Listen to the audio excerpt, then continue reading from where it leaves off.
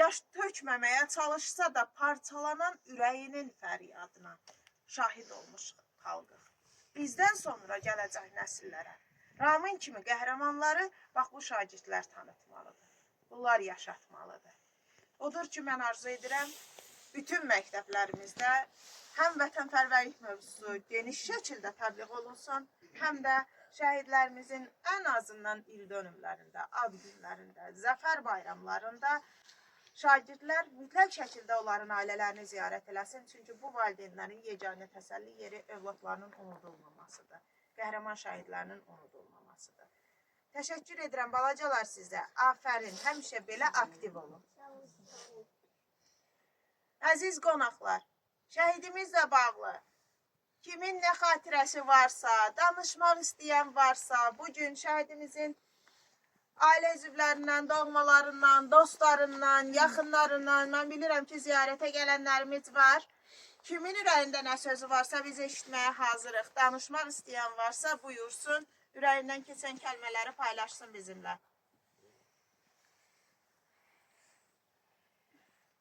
Elə isə mən icazənizlə kiçik bir təşəkkürnamə vermək istəyirəm.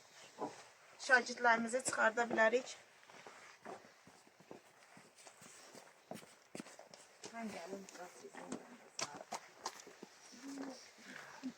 Şəhidi ilk öncə ailəsi yaşadar.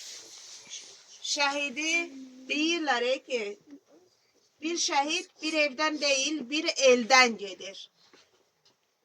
Gedəndə bəli, el yola salır. Yaşatmaq elin borcudur. Amma tanıtmaq şəhid ailəsindən gəlir.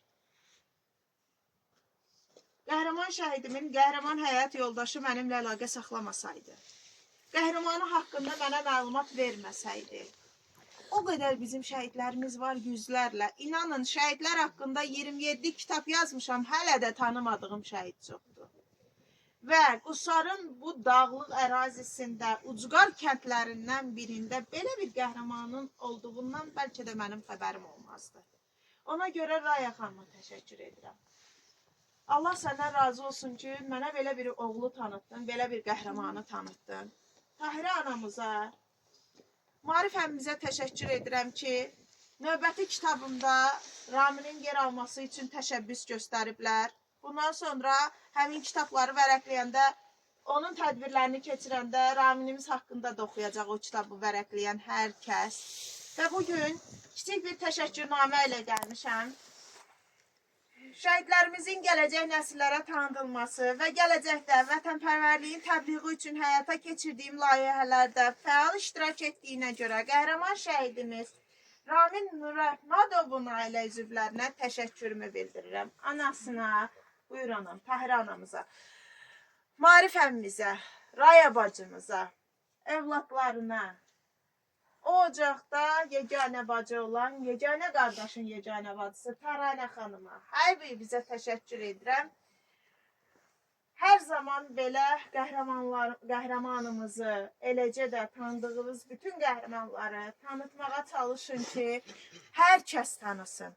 Baxın, bugün mən o qədər uzaq yolu qət edib bura gəlmişəm ki, igidim haqqında az da olsa məlumatım olsun, informasiyam olsun.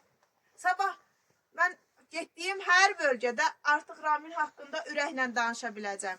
Adını çəkdiyim şəhidlər sırasında Raminin də adı gələcək. Çünki bugün buradan xoş təəssüratlarla qayıdıram. Bugün burada mən Raminin nə qədər gözəl vətəndaş olduğunu anladım. Mən bugün burada Raminin nə qədər çox sevən olduğunu anladım. Bu ailənin qəhrəman övladının qəhrəman kimi dünyadan köçməmişdən əvvəl də hər kəsin ürəyində iz saldığını anladım. Odur ki, ey qəhrəman şəhidim, şəhadətin mübarək olsun, ürəyin rahat olsun. Biz səni unutmarıq. Gələcək nəsillərə də səndən o qədər ağız dolusu danışarıq ki, onlar da öz övladlarına səni qəhrəman kimi tanıdar və heç kəs səni unutmaz. Ruhun şad olsun, məkanın cənnətdir. Allah bizlərə sənə cənnətdə görüşməyi, qovuşmağı nəsib eləsin inşallah. Bununla da şəhidimizin xatirəsinə həsr etdiyim kiçik tədbirimiz sona çatdı. Və mən çox xahiş eləyərəm, əgər kəndimizin axındı buradadırsa yaxınlaşsın. Bir şəhidimizin ruhuna, bütün şəhidlərin ruhuna bir Fatihə, bir surə dilə gətirsin.